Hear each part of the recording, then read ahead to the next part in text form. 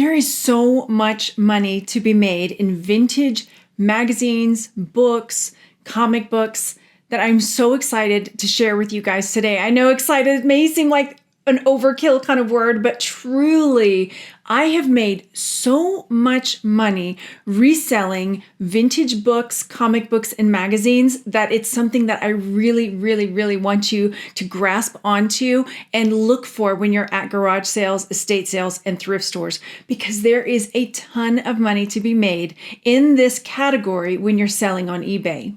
Welcome back to my channel, Texas Gal Treasures. My name is Margaret. I have been selling online for over 10 years, and I love making videos sharing with you exactly how to do it. This is something I'm really passionate about because it created so much freedom in my life. And I know with a little bit of confidence and a little bit of information, this is something that can help you financially as well. This is the 8th video in the series of my 10 vintage categories that are selling really well on eBay for big profits. And if you're interested in seeing all 10 of the categories, I'll make sure to link that playlist here. And I also have a free downloadable PDF that you can get in the description box below so that you can fill out all the different things I'm talking about in the 10 vintage categories and also add things that you are finding on your own that fits these categories. And today, not only will I be showing you the books, magazines, comic books that have been selling really well, I'm also going to show you exactly how I got this research so that if you're finding this video later and you're wanting to go in and see what's selling now, that you'll be able to go and find out what is selling currently on eBay. And you know, I have to ask before we jump into the video, if you haven't yet, consider subscribing to the channel, leave a comment down below, just letting me know you're here or something that you have sold lately, especially if it's a book, magazine, or comic book. And if you know somebody that could benefit from this series, then make sure to share it with them. The first vintage book that I put on the list for our 10 vintage books, magazines, and comic books that sell well on eBay is Nancy Drew. The reason I chose to put this on the list is because Nancy Drew books are something that I see when I go to thrift stores, garage sales, and estate sales. I see them very frequently, and a lot of times I see them for super cheap. So while not all Nancy Drew books can sell for a huge profit, it is worth knowing which ones do because they are out there, and a lot of times people that are donating or getting rid of these, they either don't know which books are worth a lot of money, and they may not want to go through the entire set and try to figure out if this one is, or this one is, or this one is. And so they just donate or get rid of all of them. But if you know which ones to look for, you could be sitting on hundreds of dollars. So what are we looking for? First, you're going to look for first editions. These are ones that are going to be printed in the 30s or 40s, depending on which title it is. And also, if you find one that has the dust jacket intact, that can also add value. For example, here's The Secret of the Old Clock, and this one sold for $478. This copy of The Haunted Bridge sold for $175. And here are a couple more that sold for $125 each. So taking a moment, looking at the Nancy Drew books, if you see them at an estate sale or at the thrift store, checking to see if they have the dust jacket, if they're first editions, and if they're from, say, the 30s and 40s, those are ones that you can really hone in on to look up and see if they could bring hundreds of dollars. The next category is the one that I am so excited about you learning because it is something that has been selling for me really well over the last, I'd say 3-4 years. I got a big lot of magazines and comic books at a garage sale for $65. And in that lot were things like National Lampoon's, Mad Magazine, and also a ton of horror magazines. And while this may not be your cup of tea, there is so much money to be made in some of these horror magazines. So I'm going to share with you a few of the titles, but that way when you're out looking, if you see any kind of horror or kind of scary magazines, it's something that you should look at to pick up. The first search I did is vintage horror magazines minus lot because I was trying to see just some titles of magazines for you to look at that you could see how much they're selling for. So Photon is one that comes up a couple of times, $339 here, $259 on this one. And as I scroll down, there is Fangoria, which is one you might have heard of. This one sold for $125. And here's Vampirella. This one sold for $99. But I wanted to look at some of these magazines just by themselves because when I did the search for vintage horror magazines, there were 232 results that showed up. And this is another tip as far as when you are listing items, 232 results here, but you'll see when I share these other magazine titles that you didn't see them when I did this search, and they sold for lots of money. Now, those sellers could have added something like vintage horror magazine into their title or description in order to be able to be found in more searches. Clearly they sold, so they did okay, but let's take a look at some of these others. So I wanted to dive into Vampirella. So here, Vampirella magazine, you've got 919 results. And right off the bat, Vampirella number one, $650. And when you see this here, this means that this person had their magazines graded, and that's where they send it off and they have somebody rank the condition of the magazine and give it a score. So this one is sealed up and it's got a 9.4. So this one sold for $475. But by no means do you have to have your comics magazines graded. There are things to take into account when you are selling comics and magazines, which I'll get into in just a little bit. Now, these are two that I have sold. Vampirella number 7 I sold. I don't think I got $345, but I definitely got into the hundreds of dollars for Vampirella. And then here's another Vampirella number 1, $472. I'm going to scroll past the ones that are graded because chances are likely that we're not getting ours graded. But you can see even without having that grading, and you can see that there are folds and little creases on the magazine, it's still sold for $247. So for sure, if you see Vampirella, let's take a look at another horror magazine.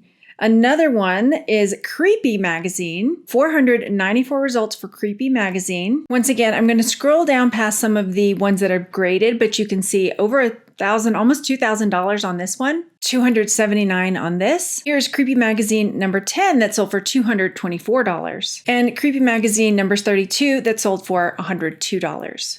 We're getting a lot in on this one. So we've got Fangoria Magazine. You can see 1,400 plus sold listings. These are sorted from highest to lowest. So here you see this one that sold for $521. It does say private auction, but here's another that sold for $499 with best offer taken. $220 on this one. And then 563 results for Eerie Magazine, which is another one that sells really well, which I've sold a number of Eerie magazines as well. So there are a couple. This first issue, if you find it, can sell for over $1,000. And here you'll see another that sold for $450, $390. And here is another that sold for $220. And I want to talk just for a moment about how I list comics and magazines because I don't get them graded. And I get this question a lot. So if you don't know how to grade a comic, which I'm not qualified to do, then what I like to do is I like to underpromise and overdeliver. So on almost all of my magazines, I will say that they are in either fair or acceptable condition. So on this Mad magazine, you can see in my pictures that I'm showing there's discoloration, there's, a little bit of wear to the cover, and I just put fair condition with wear and discoloring as seen in photos. I make sure that I put the name of the magazine, the issue number, and the year. And if there's anything notable for that magazine, for example, this one is the Jaws edition. And for this Vampirella magazine, I put acceptable condition with wear, spots, damage, ripples, folds, as seen in the photos. Now, I put that, but it may not occur in all of them. So this lot that I got had so many, and they were in boxes. Some of them were a little musty smelling. So I was very, very careful to put that in there if they were in one of the boxes that were a little musty. They weren't all musty, thank goodness. but I wanted to under promise and over deliver. So sometimes I will have somebody send me a message saying, you're saying that there's wear spots, damage, ripples, folds, but I don't see that in the photos. And so I will sometimes go, then I'll pull the magazine, take a few pictures of the inside of the magazine to send them and explain, I just don't want to miss anything. So if I send it out and I missed that on one of the pages, there was a little fold or a crease, because some of these magazine collectors are very, very particular. So I would much rather say that there is a fold somewhere than have missed it and have somebody else find it. So it may be in better condition than acceptable, but I want to make sure that the person is really happy with the purchase, because some of these can sell for a lot of money and they're putting out almost $100, say, for this magazine. And if they got it and I said it was in great condition, and then, oh my gosh, there was a fold or a wrinkle or who knows what, then they would come back and want either a partial refund or a full refund. And that is just not worth it to me. I know there are a lot of different people that sell magazines and comics in different ways, but that's the way I do it. I've been pretty successful with it being done that way. Maybe some of my magazines take a little longer to sell because of it, but I would much rather wait for a buyer that is comfortable with that and not end up getting a bad review or have a return because I missed something. Because I have hundreds of comics and magazines that I have sold and also that I still have up for sale, and I don't have time to flip through every single page of every magazine that comes across my desk when I'm listing them. So that's what I do. The next item on the list of 10 vintage books, magazines, and comics that are selling well on eBay for a lot of money are leather-bound Bibles. You could also look just at Bibles. They don't necessarily have to be leather-bound, but this makes it a little more specific. For leather-bound vintage Bibles, there are 982 sold listings that I have sorted from highest first. And when I scroll down, some of these look really spectacular. So this one I think would jump off the shelf at anyone if they saw it. So $840, that's what that one sold for. Here's another one that's an early one. It's very thick and wide, $677 on this Bible. And I think on some of these, if you saw this, you would know, oh, this is really cool looking. Let me go ahead and pick this one up.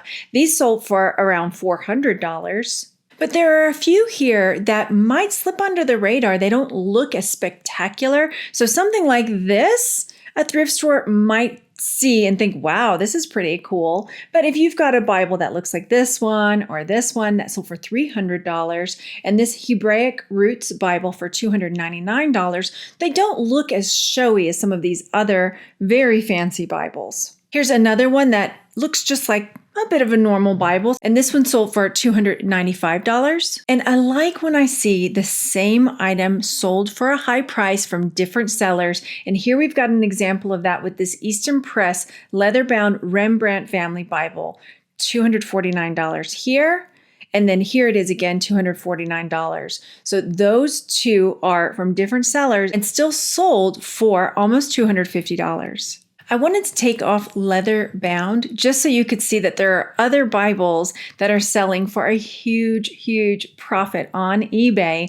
Bible and then minus lot, look, 110,000 sold for Bibles on eBay. And when I sort these from highest first, there are quite a few that have sold in the thousands of dollars. I wanted to scroll down past a lot of the $1,000 ones, but this one caught my eye because it's on a keychain. It's a little mini Bible, and there are two different sellers, again, over $1,000 for this. So this might be something you find in a box. It could be, who knows, in a drawer at an estate sale, and you could be looking at $1,000 if you find something like that. Let's take a moment so I can show you exactly how I get this research, how I came up with this list for this video. I want to show you this because if you find this video and it's a year, 2, 5 years down the line from when I recorded it, you'll be able to go back and see what's selling now on eBay. And also, let's say you're not interested in horror magazines or selling Bibles, that you could look up anything and everything on eBay using this method. What you'll do is come over to your Seller Hub, and to get there, you'll click on the little sell button here, and then come over to More, come down to Research, and that will bring you to this page here. Now I can type in just about anything. Let's see, we're doing books, so let's do vintage children's book, right? Let's click in that and see what pops up. When I do this, it is in the last 90 days. All of these are things you can adjust. You can select any length of time here, even custom. You can come and sort by condition filters, format, price, top rated, what have you.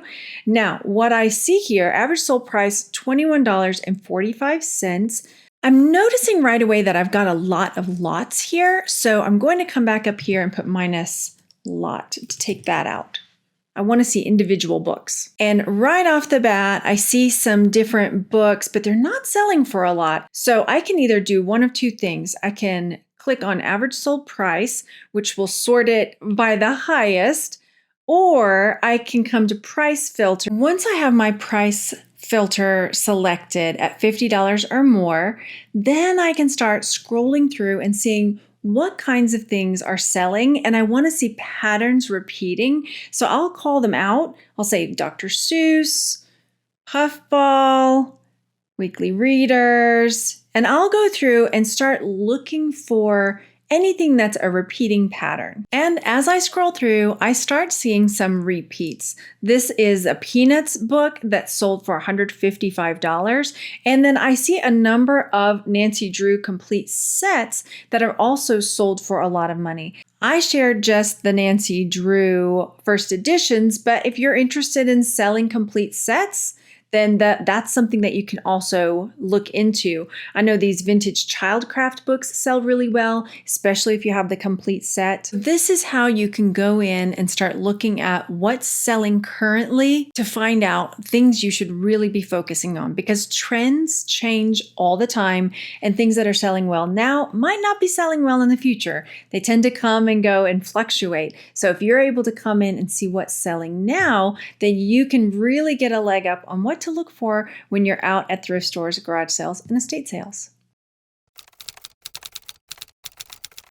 Next up on the list are vintage cookbooks, and especially mid-century cookbooks. The tricky part here is that not everybody knows to call them mid-century cookbooks or the year. They might be looking for something specific. So I want to share with you some tips when it comes to listing your items, because the person looking for the cookbook may not think, oh, I'm going to call it a mid-century cookbook or an MCM cookbook.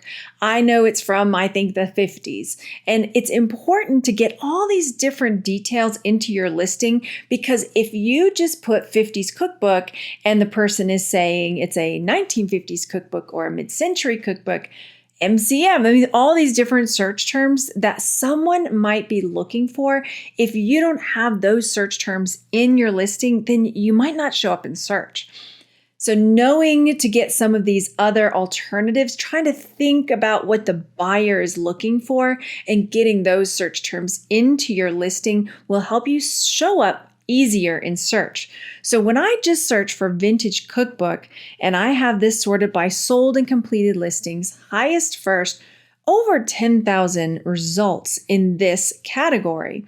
But I want to show you, if I search mid-century cookbooks, then 55 listings show up. If I change it to mid-century cookbook instead of cookbooks, only 53 things show up. If I search MCM cookbook, then I only have 88 results. When I search 50s cookbook, there are 37. And this is the one that gets me. 60s cookbook, there are 50 results. But if you put in 1960s cookbook, now you've got 1,600 results. So I hope that illustrates for you the importance of getting those keywords into your listing.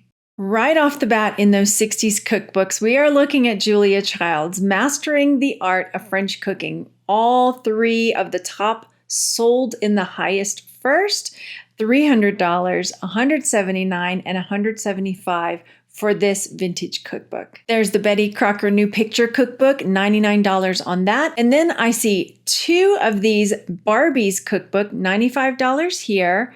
and $89 here. Two different sellers, same cookbook.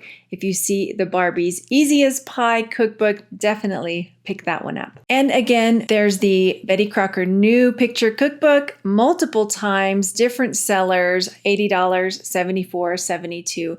If you see the new picture cookbook, pick that one up. Next up on our list is another one that I know we see a lot of, but there are some to look for. This is another one of those like the Nancy Drew books. I see them all over the place, but I have a few titles that I'm always on the hunt for. That's Little Golden Books. There are some vintage Little Golden Books that are selling for a lot of money. Once again, I am looking for ones that are repeat sellers to show that this is not just a one-off random sale. One that shows up over and over again that you should definitely look for is Little Dot. This one sold for $152. Another one that shows up a lot is Pierre Bear. This has got a bear, he's got his winter gear, he's got his hat on, and he's got his gun, he's going hunting. This one sold for $149. Nurse Nancy is another one that sells frequently for a lot of money. This one sold for $119. I didn't see a lot of Mel Brooks, but if I found this one, I would definitely keep it. I love Mel Brooks. This one sold $100, best offer taken. Here is another Pierre Bear and 5 pennies to spend. Another Nurse Nancy. This one sold for $77. And here is a Little Golden Book activity book for trucks. This one sold for $169. And here it is again, sold for $76. So there are still Little Golden Books out there that sell for a lot of money. Next up on our 10 vintage books, magazines, and comics that sell for hundreds of dollars on eBay are Dr. Seuss first editions. There are, again, lots of Dr. Seuss books out there, but knowing which ones to look for that can sell for a lot of money is very important. So here we've got the Cat in the Hat first edition. What are you going to look for? Well, when you see it, it's going to look like the Cat in the Hat book. You're going to see this circle here where it says for beginning readers. And when you look inside the book, it will have this copyright page, copyright 1957 by Dr. Seuss. For a lot of these Dr. Seuss books, when you're looking to see if it's a first edition, you're really going to have to just open it up and look inside at the copyright page. Let's take a look at this If I Ran the Zoo by Dr. Seuss first edition, because the first edition and many others following look pretty similar on most of Dr. Seuss's books. And what you'll notice is that here on the copyright page, there will only be one date. You won't have, copyright 1950, 1957, 1963. You won't have multiple dates there as you would when it's a reprint. There are a couple that aren't your usual titles, so if you see them, definitely grab them. Here's a book called Boners. Hopefully you'll remember that one. Boners sold for $389. This one was written by Alexander Abegdon, and it was illustrated by Dr. Seuss. And then 7 Lady Godivas. This one was written and illustrated by Dr. Seuss, but we don't see that too often on a classroom library shelf. But this one sold $325. So if you see Boners or 7 Lady Godivas, wonder where those boners are coming from now, these can sell for hundreds of dollars. Next up on our list are National Geographic magazines. And hold up, I know there are so many out there,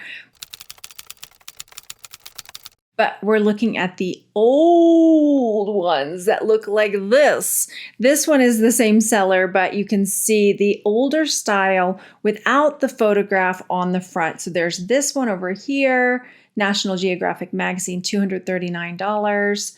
When I scroll down, you can see there are different ones by different sellers of this National Geographic magazine before there are photographs in it. $200 here, $195 here. So if you come across anything like this, then definitely take a moment and see if it's one of these that can sell for a high profit. And then there is one that I want you to look for if you see it. And that is the National Geographic History magazine. So it says history real big across the front of it. And there's a picture of the Mona Lisa. It's the Da Vinci edition of this National Geographic History magazine. You can see here that it has sold multiple times, and there are some that are up for sale as well that are listed for hundreds of dollars. The next one was a little tricky to put into words in eBay, but that's counterculture books. What do I mean by that? I mean things that you would see a book for that would be unusual, something that's kind of off the beaten path, something you don't see every day. It's definitely not a big mass produced by Simon & Schuster or Penguin Books. These are books that are very unique and niche and can be a little bit edgy. So here we've got the Practical LSD Manufacturer book that sold for $215 by two different sellers. Then we've got Food of the Gods. This one looks like it might be the same seller. So $175 on that book. We've got the Electric Kool-Aid Acid Test. This one's $78 with best offer taken. Here is a book about the Hells Angels that sold for $76. Something else that falls into that counterculture umbrella would be like hippie-themed books, something around the 60s, maybe the early 70s. Here we've got Tatanka. This one sold for $174. On the Hippie Trail sold for $164. Here are a couple called Hippie Modernism, $147, $131 on that. Here's this same book, My Freedom, $163. Here's another one, $93, best offer taken. So definitely some of these kind of on the edge books can sell for a lot of money if you're comfortable selling them. Next up on the list are vintage sewing books.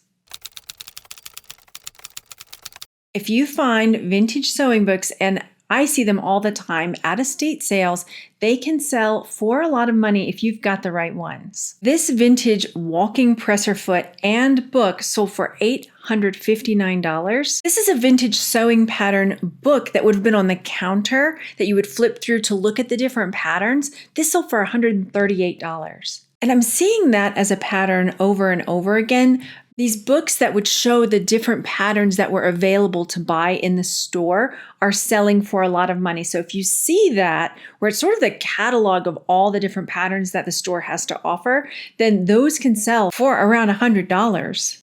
And here's a little vintage sewing book that sold for $100 called Stitch Stitch. So keep an eye out and scan through those vintage sewing books. Next up on our list are vintage medical books. These are definitely going to jump off the shelf at you if you see them. So keep an eye out for vintage medical books. For example, here's a book about the book on false teeth and dentistry, sold for $355. This is a First Lines in Practical Surgery, $185. And this vintage 1914 medical book, The Wife as the Practical Physician, sold for $99.99. And this is a German vintage medical book, Antique Healing by Whipping book. And it sold for $119. I think if you see these books, you're going to be like, whoa, this has got to be worth something, and you will pick it up. There are so many other books, comic books, magazines that are selling for a huge profit on eBay. I know there are lots of textbooks, lots of instruction manuals, so many different things. I've shared 10 of them with you. Leave me a comment and let me know a book, magazine, comic book that should have made the list but didn't. And also, everybody go down and check the comments because you will get so much more to add to this list by the suggestions that people are leaving in the comment section. I know I learn so much from you guys, and I really appreciate your input. If you haven't yet, go over there and hit the subscribe button and the notification bell so you're notified when I put out new content. And I will link the 10 vintage categories video here so you can watch the entire playlist of the other categories. And there are a couple more coming up in this series. So make sure you get the downloadable PDF. It is free. The link is in the description box below. If you found this video helpful, make sure you do leave that comment and like the video. It really helps me out and lets YouTube know that you are finding value in my content and helps me reach more people. Thanks so much for hanging out, and I'll see you on the next video. Bye.